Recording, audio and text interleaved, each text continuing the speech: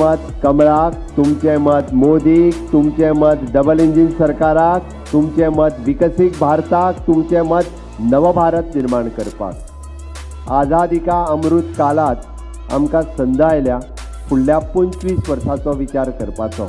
घडये कदाचित ती जाणटेली आजी बसल्या, तिका दिसता आसत की विकसीत भारताचें स्वप्न करपा खातीर फुडल्या 25 वर्सांक आपलो नातू सुद्धा सामील आसतलो माननीय मोदीजीच्या त्या विकसीत भारतात। म्हणून आमचें मत आयज कमळा खातीर आसा।